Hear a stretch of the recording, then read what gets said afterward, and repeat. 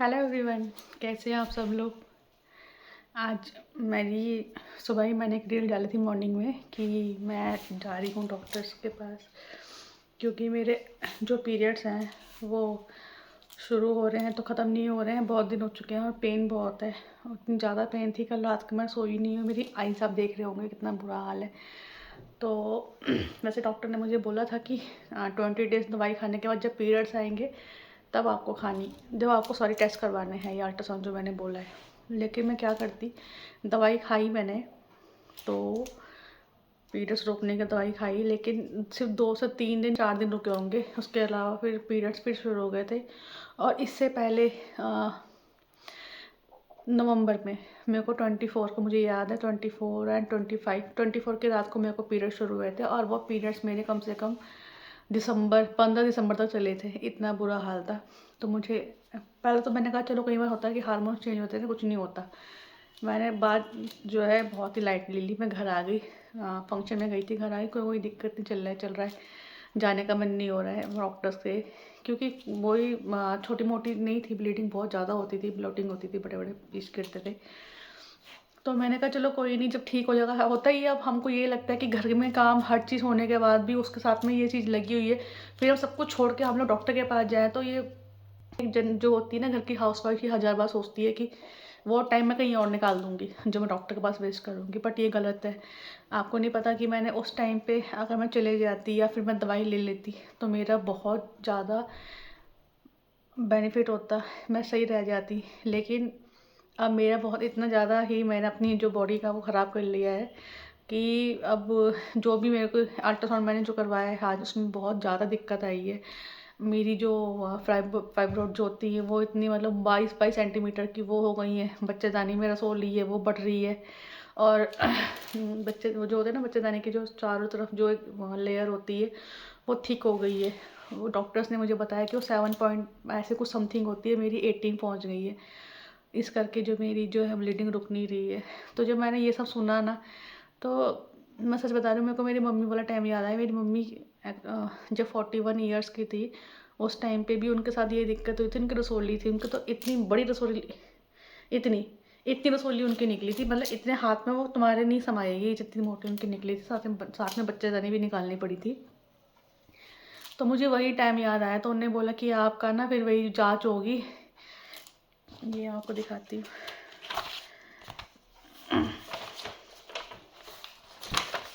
ये टेस्ट लिखे हुए हैं डॉक्टर्स ने कि जो मेरे को जो भी मेरे टेस्ट वगैरह है उल्टा आ रहा है। मैं आपको इसके वो भेजूँगी। बाकी जो मेरी ये है, ये देखिए गाइस, मैं आपको मेरी रसोली दिखाती हूँ। अब तो मेरे को सामने से दिख जाती है। ये देखिए, ये देखिए, इस पर रेड पॉइंट डाला हुआ है। क्यों? क्योंकि ये बहुत ज़्यादा बड़ी हो गई है, ऐसा निकल सकती नहीं है। तो अब मुझे जो है कोई सी लैब है तो वहाँ पे जा कर के मुझे जो है अपना पीस जांच करने के लिए देना होगा, अंदर से जो वो निकालेंगे। तो मेरी जान निकल रही है मुझे, क्योंकि मुझे पता है, मुझे मम्मी के ये हुआ था ना जब वो हॉस्पिटल से घर आई थी। उनका हफ्ते से 1.5 हफ्ता वो बेचारियों को ठीक होने में लगा था। मानती हूँ वो टाइम पहले था, 20 25 साल हो गए इस बात को। नहीं सॉरी, 20 साल हो गए, अभी तो 20 साल हुए इस बात को। तो मैंने, लेकिन वो मैंने देखा है। अब वो मेरे से बोल रही है डॉक्टर्स कि तुमको वो करवाना पड़ेगा, तभी उसके बाद हम देखेंगे कि ये दिक्कत कुछ ज़्यादा वो अपना भयानक रूप ना ले ले। तो फिर मैंने उनको पूछा, मैंने कहा मैम, डॉक्टर से मैंने पूछा कि मैम ये ऐसा नहीं हो सकता कि दवाई से ही ये रिमूव हो जाए जो भी मेरे अंदर दिक्कतें हैं। कह रही नहीं। तो जब उन्होंने बोला ना नहीं दवाई से नहीं हो सकता, मुझे ऑपरेशन से बहुत डर लगता है।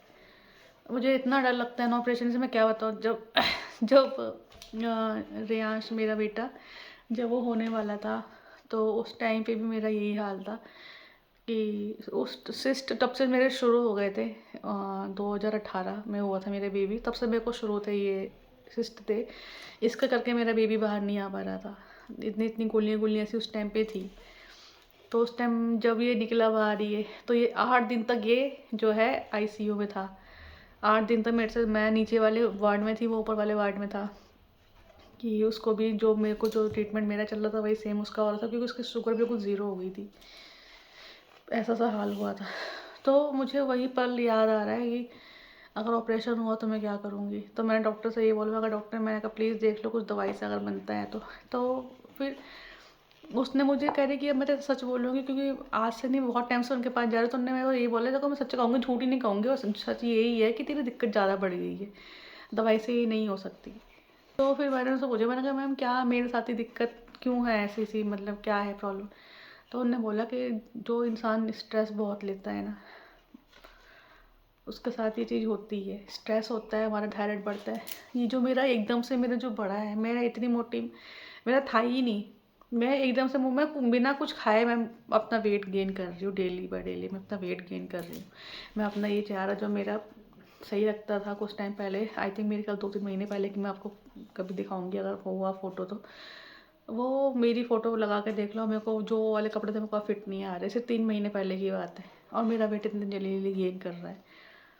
तो ये स्ट्रेस की वजह से होता है, और स्ट्रेस हमारी लाइफ का सबसे खतरनाक पॉइजन होता है ना, वो है स्ट्रेस। स्ट्रेस से ही हम लोग, हमारा हार्मोन चेंज होते हैं, स्ट्रेस है वो बढ़ता है, जितना लेवल बढ़ता है उतनी हमारी बीमारियां लगती हैं। मुझे बीपी है, बस शुगर से मैं थोड़ा सा भी दूर हूँ, भगवान का शुक्र है शुगर से दूर हूँ, क्योंकि थायराइड तो है ही है, नहीं बीपी नहीं तो सॉरी शुगर नहीं तो फिर थायराइड। थायराइड मेरा 18 आया था पिछली बारी, मेरा बीपी हमेशा बढ़ा रहता है, मैं दवाई खाती हूँ उसकी, ठीक है। थायराइड मैंने बताया 18, उसकी 125 mg में दवाई खाती हूँ। बाकी जो ये रसोलिया वगैरह है तो हर 3 महीने में मेरा वो बनता रहता है। इस बार सोचा था मैंने कि मैं नहीं खाऊंगी, मैं अपने आप को जॉगिंग करके या वॉक करके या सब कुछ करके ठीक कर लूँगी, लेकिन पता नहीं ऐसा क्या घर में होता है हम हाउसवाइफ लेडीज़ के साथ कि हम लोग घर से बाहर निकल के कुछ करने को सोच ही नहीं पाती हैं। कुछ टाइम के लिए बाहर निकली थी, थोड़ा सा बाहर सैर सूर की थी, बहुत अच्छा लग रहा था। मॉर्निंग में निकलते थे, पूरा घंटा सवा घंटा लगा के आते थे, साथ में मेरी दीदी जाती थी, बस कुछ टाइम के लिए। उसके बाद उसमें से भी हमारा लग गया ताला, घर के काम ही नहीं खत्म होने को तैयार होते। और पता नहीं स्ट्रेस लेवल, मुझे समझ में नहीं आता स्ट्रेस लेवल हम लेते, मतलब हम कहाँ स्ट्रेस हम कहाँ से लेते हैं। हर चीज़ मुझे खुद नहीं समझ में आ रहा कि मैंने इससे पहले मैं किस बात में चिड़ी होंगी, क्योंकि ऑलमोस्ट हम लोग हर बात में चिढ़ जाते हैं।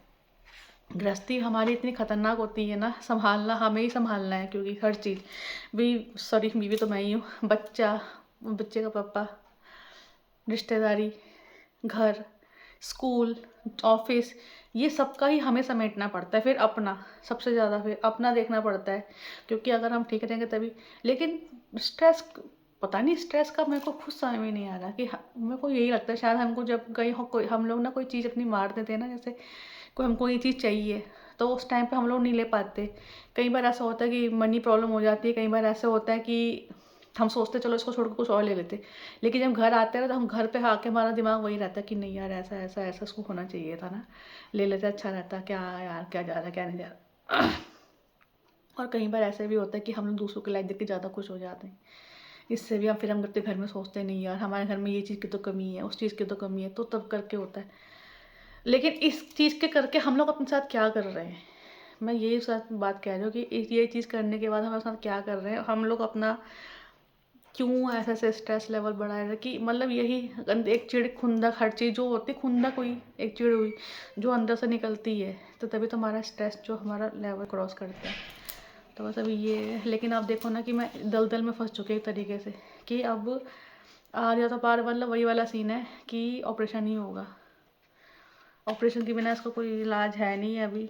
बाकी देखते हैं क्या बनता है। और सच्ची में आज इतना रोई, रात को तो रोई थी, दर्द के बारे इतना पेन था, लेकिन जब वहाँ पे डॉक्टर के बैठ के बहुत रोई। मैंने कहा पता नहीं क्या है, क्या लाइफ है हमारी, सारा सब कुछ करने के बाद, हर चीज़ करने के बाद ये हालत है हमारे। कई बार तो मन करता चले जाओ, पहाड़ चले जाओ, वहाँ पे कम से कम जो हमारी लेडीज़ जो होती हैं, प्रॉब्लम होती है लेकिन इतनी प्रॉब्लम नहीं होती है। कई बार होता है सोचती हूँ चले जाऊँ मम्मी के वहाँ पे ना नैनीताल, वहाँ पे बागेश्वर साइड चले जाती हूँ, वहाँ पे जाकर सही रहेगा। बट फिर कहीं मैं ये सोचती हूँ कि नहीं यार अपने आप को बेटर बनाओ, लेकिन कैसे, खुद समझ में नहीं आता। एक तो घर, हमारे घर पे सिर्फ मैं, ये जो है हस्बैंड और बेटा, तीनों ही अपने अपने में लगे रहते हैं। जो रिश्तेदार है, जो आसपास के जो भी रिश्तेदार जो है वो आते हैं चले जाते हैं, तो ये होता है कि कुछ टाइम के लिए आता है अच्छा लगता है, फिर चले आते हैं, फिर खाली हो जाता है। तो यही है। फिर उसके बाद अब क्या, हम लोग अपना अकेलापन दूर करने के लिए क्या, फिर फ़ोन ही पकड़ते हैं। फ़ोन पकड़ते घर में पड़े रह जाते हैं। फिर वेट गेन होता है, शीशा देखते हैं, स्ट्रेस होता है कि हाय कितने मोटे हो गए, क्या करेंगे हम लोग, कपड़े फिट नहीं आ रहे, ये नहीं हो रहा। फिर वो होता है, फिर इसका हम सारा गुस्सा किस पे निकालते हैं, कभी कभार तो बच्चों पे निकाल देते हैं। जिनको बच्चों से ज़्यादा प्यार होता है पति पे निकाल देती है कि तुम्हारे करके ऐसा कुछ हो रहा है, ये हो रहा है, वो हो रहा है। मैं ज़्यादातर उन पे निकाल देती हूँ। समझते हैं मेरी बात को। अभी आज भी कह रहे टेंशन मत ले, सब जो भी होगा ठीक होगा। बट गाइज मैं आप सबसे बोलना चाहूँगी कि यार आपको अगर कोई दिक्कत होती है ना तो उसी टाइम उसका इलाज करवाओ, क्योंकि बीमारियाँ बढ़ते बढ़ते बढ़ते जितनी आगे निकल जाए ना, हम उसको नहीं वो कर सकते, रोक सकते। मुझे थायराइड से शुरुआत हुई थी, थायराइड से होते होते रसोली, फिर सिस्ट, अब PCOD तो मेरा शायद वो पहले था, लेकिन वो फिर बेबी के बाद वो हट गया था। बट थायराइड हो गया, और मेरी आई साइड वीक है, मुझे दिखता नहीं है। मुझे अभी भी ना जो यहाँ पे जो रिकॉर्डिंग चल रही है उसके मेरे को नंबर ही नहीं दिखाई दे रही, कितना टाइम हो गया। इतना पास है, एक हाथ की दूरी पर, ज़्यादा दूर नहीं है, मुझे वो नहीं दिखाई दे रहा। ठीक है, इतनी प्रॉब्लम, पेट में इतनी प्रॉब्लम है, चलने में प्रॉब्लम है, बैक में जो सीजेरियन करके जो हमारा लगाते इंजेक्शन, वो पहना कि 1 घंटे से ज़्यादा खड़ी होती हूँ तो दिक्कत हो जाती है। अभी सफ़र कर कर आई हूँ वहाँ से यहाँ तक का, थोड़ा चल के आई थी। अभी बैंड बजा हुआ है क्योंकि लात काम नहीं कर रही। और अभी कितनी एज है हमारी, इतनी एज में हम लोग जो है किसी लायक नहीं बच रहे हैं, हमारा क्या बनेगा समझ में नहीं आता। तो यही मैं कहूँगी, लेडीज़ अपने ख्याल रखो, क्योंकि बीमारियाँ बता के नहीं आती, वो ऐसी ही आ जाती हैं। और जब ऐसे ही आ जाती हैं ना,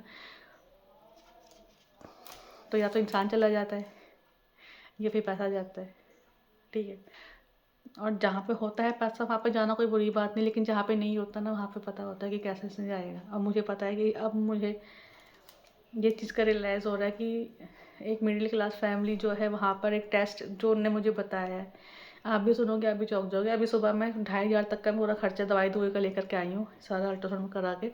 और जो टेस्ट उन्होंने लिखा है, वो टेस्ट का जो एक ही टेस्ट है, उससे का उन्होंने 12,000 बोला है कि 12,000 लगेगा। मैं कहाँ से लेकर के आऊँ 12,000 रुपये? लेकिन हस्बैंड कह रहे करेंगे, कोई दिक्कत नहीं, करेंगे, कुछ नहीं होता।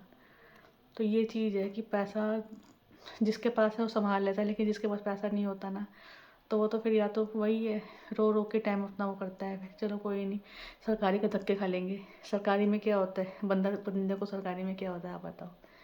वहाँ पर तो ये है कि अगर आप गए हो इस टेस्ट के लिए, एक बार टेस्ट करवाया था मेरी बहन का, 3 महीने बाद का टाइम दिया था, जबकि उसके पेट में दिक्कत उस टाइम थी। उसको 3 महीने बाद का उन्होंने अल्ट्रासाउंड का वो दिया था कि इस टाइम आना। ऐसा सा वहाँ पे हाल होता है, और फिर भी लोग वहाँ पे जाते हैं। हाल हर जगह का ख़राब है। प्लीज़ अपना ख्याल रखिए। ज़्यादातर जो माएँ जो घर में ही अपने आप को समेट के रह जाती हैं, वो अपना ख़ास कर ख्याल रखें। सबसे ज़्यादा ज़रूरी यही है। मैं 3-4 चीज़ें बताऊँगी, क्योंकि जो मुझे बताया गया है डॉक्टर्स ने, उन्होंने ये बोला है कि ज़्यादा से ज़्यादा धूप लें, जो हमारे लिए बहुत ज़रूरी है। चले फिरें जितना चल सकते हो, ठीक है। अच्छा खाएँ, जो तेल वाला चीज़ें जो है वो कम खाएँ, और खुश रहो। सबसे बड़ी बात है खुश रहो। खुश रहोगे तो कोई बीमारी नहीं होगी। कहाँ खुश रहे, हमारे मुँह देखो, लग रहा है कुछ रो रो के आकर होगा, सूजी हुई है देखो ये। बट फिर भी कोशिश करेंगे आज से कि खुश रहें। बाकी अपना ख्याल रखिए। Bye bye.